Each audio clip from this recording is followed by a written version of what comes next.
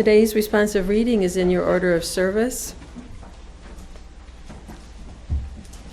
In awe so quiet, I don't know when it began. And I began to sing in thee. Was there some moment dividing song from no song? When does dewfall begin? When does night fold its arms over our hearts to cherish them? When is daybreak? Good morning. My name is Fred Wooden. I'm one of the clergy who serve Fountain Street Church. Thank you for starting our worship with these wonderful words by Denise Levertov. And read more of her stuff. I've never failed to have a good time reading her poems. I mean good in the sense of rich, significant, chewy, real. She's not a pleasant person. She's a powerful person, and I encourage you. And I love that our responsive reading was simply 6 questions. One of the things that defines Fountain Street Church is we don't need to answer the questions, at least not today, because the questions have power in themselves. Sometimes the answer will be one, sometimes the answer will be another. And some people might say, well, what kind of church is that? Where do you stand? And I say, as an ancestor of mine once said, we don't stand anywhere, we move. This is a church that is always becoming. It is becoming the way tomorrow is becoming. It is always becoming more than it was. And you are always becoming who you've always been trying to be. And if that means we don't always have all the answers, nor do we have all the questions, but we have the courage to live with both. And sometimes that's more than enough. Our group this morning, in fact, Nessa is the putative leader this morning, but she brought a whole crew with her. She brought her posse. And will share not only from herself, but from others, largely things that have arrived out of your work with ekphrastic poetry and other things. So you're going to be blessing us with an assortment of people and an assortment of voices. To the question, what does worship mean? You will have at least 8 or 9 answers. I'm looking forward to that.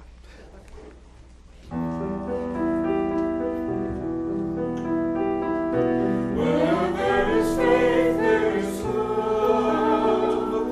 Where there is hope, there is peace. Where there is peace, there is mercy. Where there is blessing, there is God. Where there is God, there is no need. Oh, need of Sheretet, oh, Sheretet, oh, Bethel, oh, Bethel, oh, Dadash, oh, Dadash, oh, Rishem, oh, Rishem, oh, Sushek,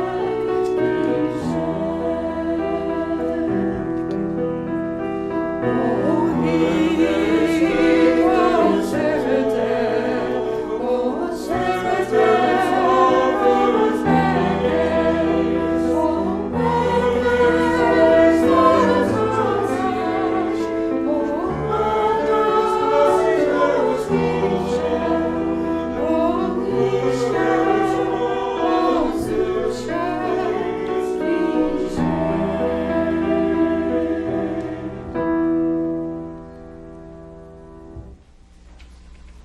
The Fountain by Denise Levertov. Don't say there is no water to solace the dryness at our heart.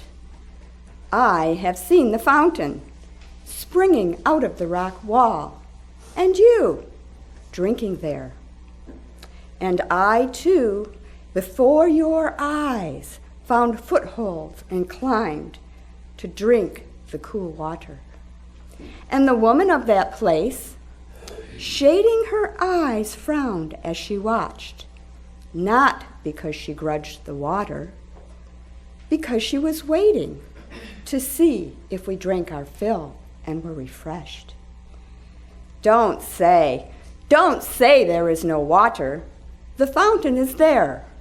Among its scalloped green and gray stones, it is still there and always there, with its quiet song and its strange power to spring in us, up and out through the rock. As Fred mentioned, Denise Levertov has written many poems, and I have the privilege of reading the poem upon which all of the artwork and poetry that's exhibited in the Keeler Lounge was based. That poem is called The Womb of Stars. The womb of stars embraces us. Remnants of their fiery furnaces pulse through our veins. We are of the stars, the dust of the explosions cast across space. We are of the earth. We breathe and live on the breath of ancient plants and beasts. Their cells nourish the soil. We build our communities on their harvest of gifts. Our fingers trace the curves carved in clay and stone by forebears unknown to us. We are part of the great circle of humanity gathered around the fire, the hearth, the altar. And all so quiet, I don't know when it began. A gratitude has begun to sing in me. Was there some moment dividing song from no song? When does dewfall begin? When does night fold its arms over our hearts to cherish them? When is daybreak?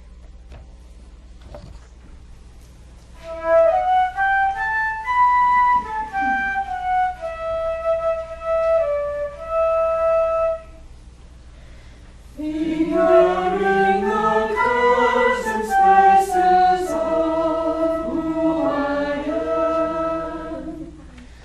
Figuring the curves and spaces of who I am. Trace the great and all-filled circle of all that is. Trace the great and all-filled circle of all that is. Gathering embraces, gathering embraces, gathering embraces in the womb of who I am. Stars breathe ancient wrath, gratitude for unknown far. Remnants of our hearts, remnants of our hearts, shared and broken, cast aside, remnants of our hearts. Dance around the altar, dance around the altar, sing our songs of praise and sorrow. Stories of our lives. Dew folds her arms, dew folds her arms. Cherish night and new beginnings. Stories into stories into stories into stories.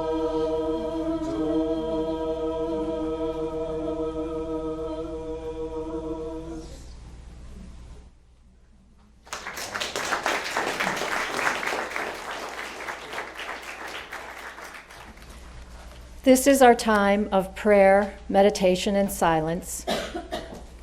A poem by Miguel de Unamuno. Spirit of life, help us to throw ourself like seed, shake off this sadness and recover our spirit. Sluggish, we will never see the wheel of fate that brushes our heel as it turns going by.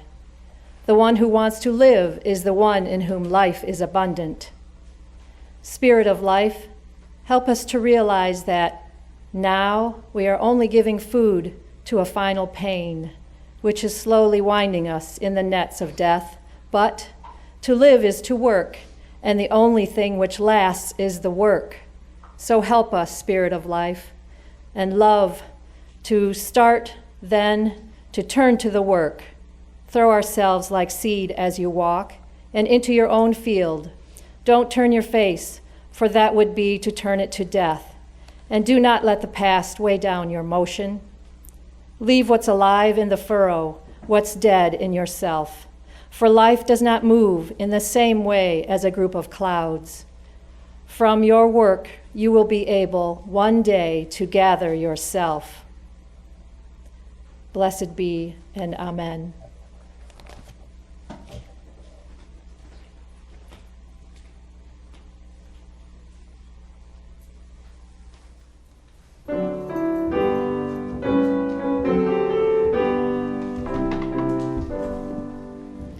I've got peace like a river. I've got peace like a river.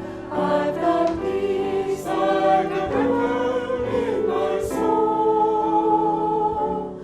I've got peace like a river. I've got peace like a river. I've got peace like a river in my soul. I've got joy like a fountain. I've got joy like a fountain. I've got joy like a fountain in my soul. I've got joy like a fountain. I've got joy like a fountain. I've got joy like a fountain in my soul, in my soul. I've got love like an ocean. I've got love like an ocean. I've got love like an ocean in my soul. I've got love like an ocean.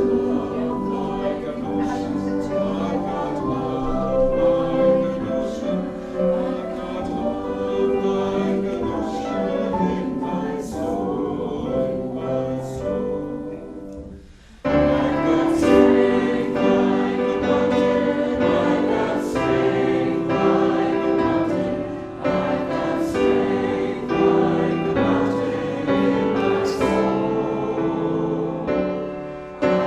mountain in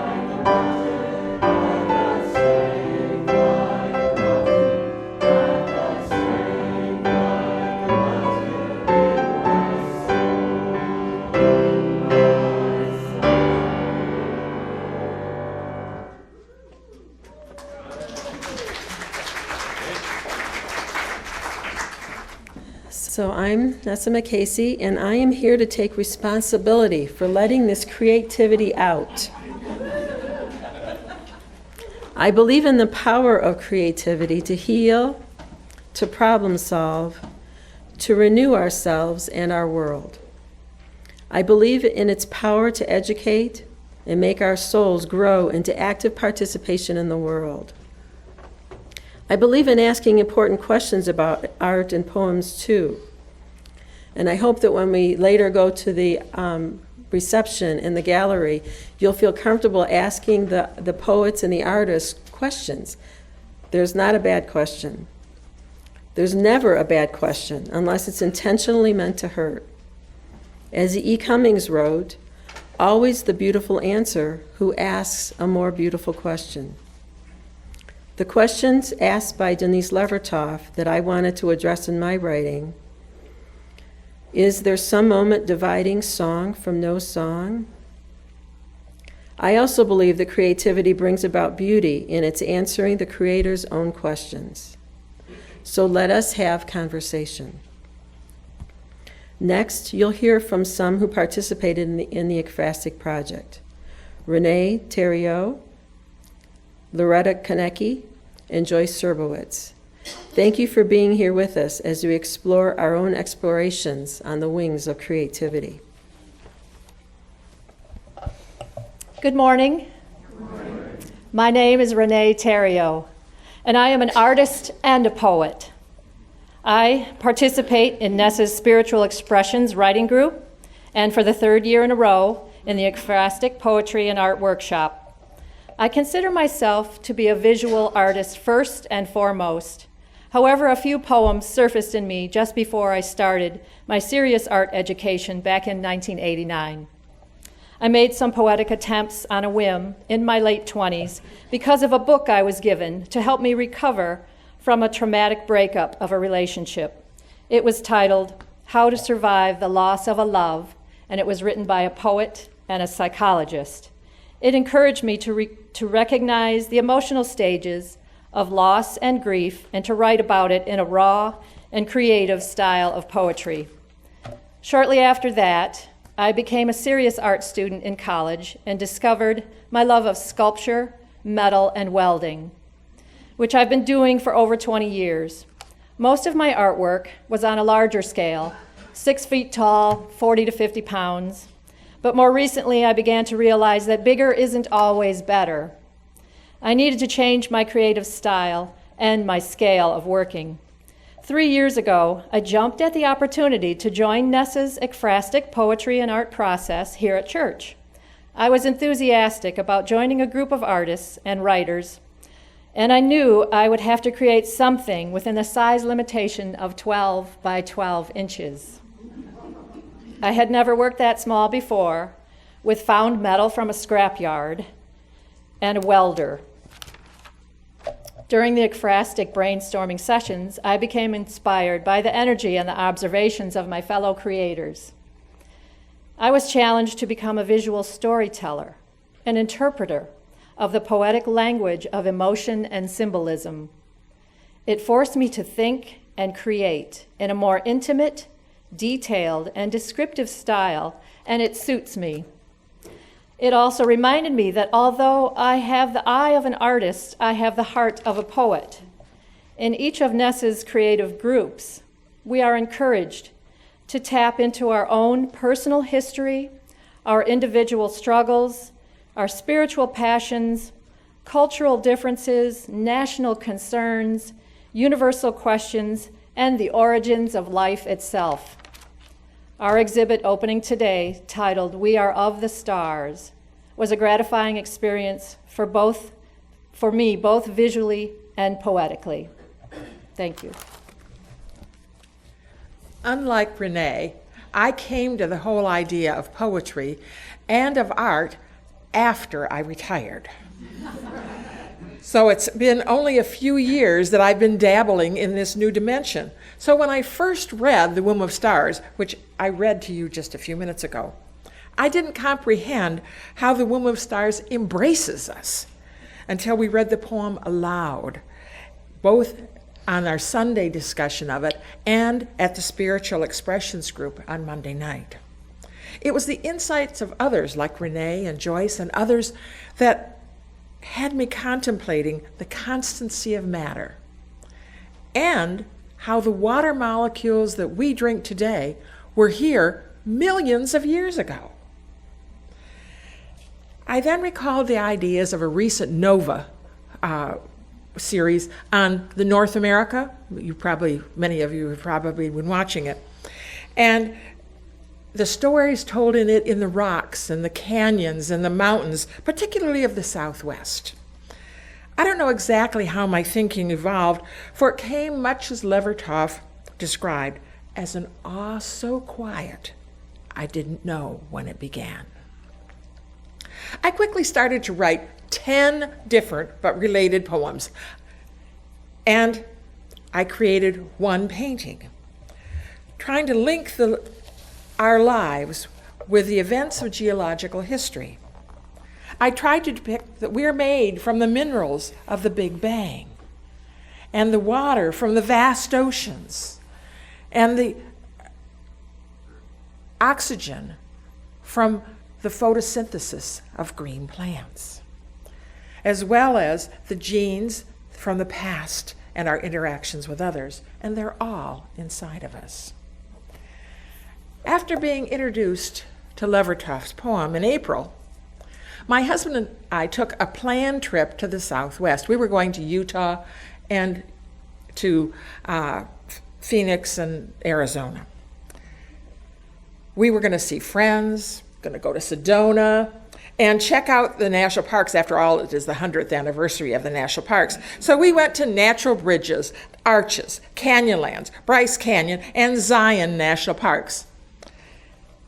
Listening to the stories of Native Americans and seeing the immense landscape of red rocks and deep canyons with the layers of rocks laid bare, it stimulated my thinking even further about the relationship between life, events, and peoples of the distant past and present. I returned to my art class at the EGR Recreation Department, where Debbie Bell was teaching us how to depict three-dimensional objects with tissue paper and Mod Podge. I'd never done that before. I found myself making a natural arch on my canvas and realized that I was depicting both what I had seen in the Southwest and what I was feeling in Levertoft's poem, particularly about the importance of the connections of life and earth. As I considered Levertoft's poems, what it means to my life, I recognized that the most important connections we have are with our communities of family, friends, neighbors, colleagues, and society. I believe that Levertoft's poem about the importance of connections has us think and encourages us to follow the recommendation of Pope Francis to build bridges instead of building walls to separate us. As the events of the past few weeks have taken place, like Levertoft, I question, how can we acknowledge that we are part of that great circle of humanity into which all of us are born? When does night fold its arms over our hearts to cherish them and us all?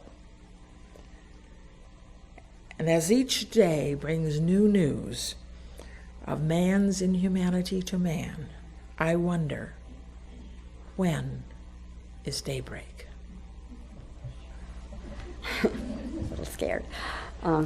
My creative expression has been in a very important way for me to process my inner emotional experiences and to make sense out of my relationships with other people and in the world in which I live. I started writing poetry in 1992 as a way to work through the emotions of a very difficult time in my life.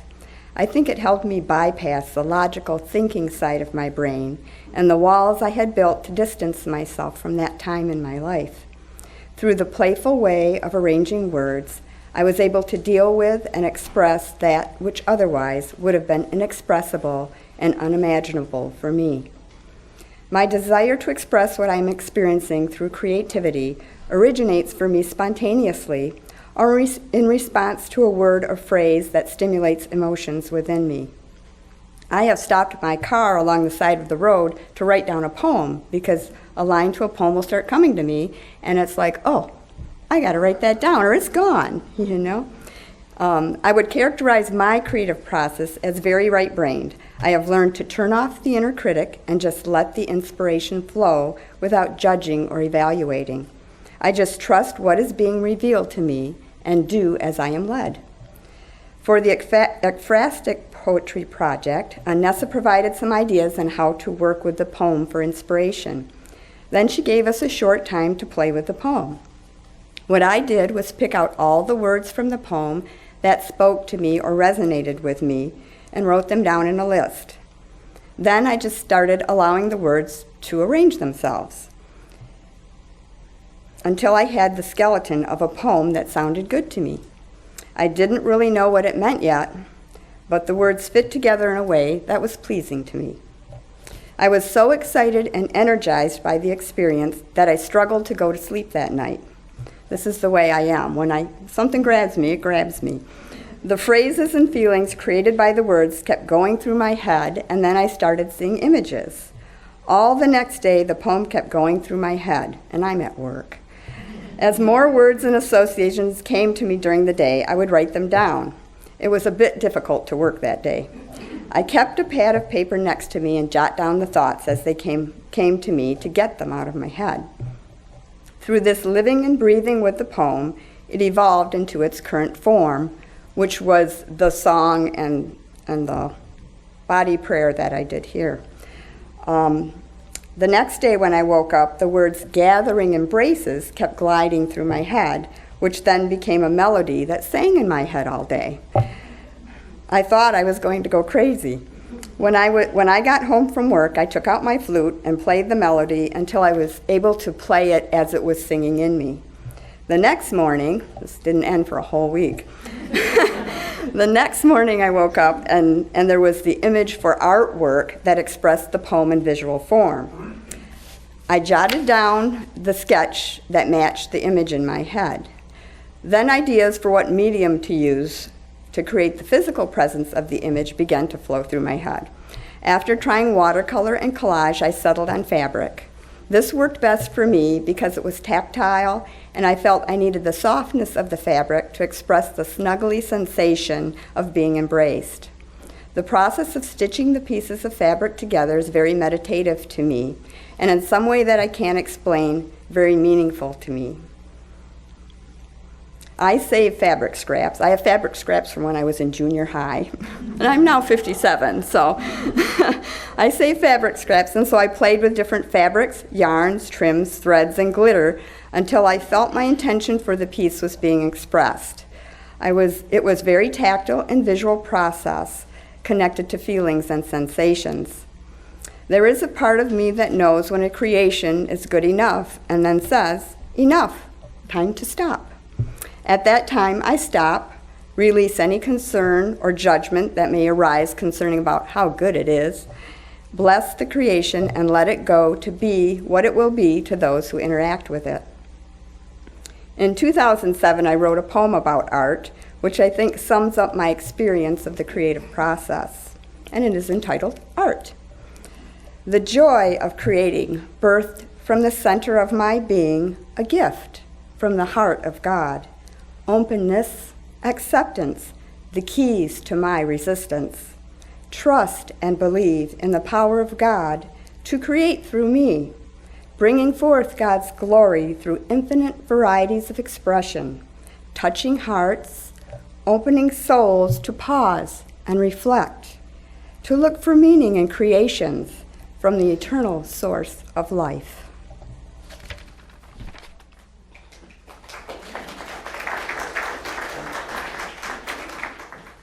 Just a taste of what you're doing.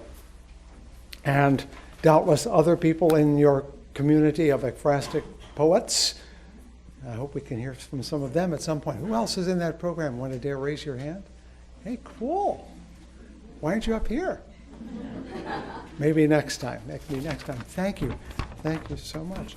We're approaching our concluding hymn. And as we do, I'm always aware there are people in the room that haven't been in Fountain Street Church before, and they're going, what? And especially on a Sunday like this with so many voices coming together. And I want to give you this. In Carl Jung's home, he had a phrase in Latin carved, I think it was on his mantle, at least this is the story, and it read, Vocatus atque non vocatus, it's Latin, Deus aderet. Called or not called, God is there. We could also say, vocatus atque non vocatus, vita aderet. Life is there. Oh, vocatus atque non vocatus, veritas. Truth is there. We are each called to witness, which is to behold, to name, to be affected by, to be in the presence of something larger than ourselves. Sometimes we want to wrap it around something called God. Sometimes we want to bathe it in something called truth. Whatever it is, we are each in the presence of something larger than we know. And to worship is to acknowledge that. To look around and say, the universe is vast. It makes me, not me, it. I honor the universe by being the best person I can be.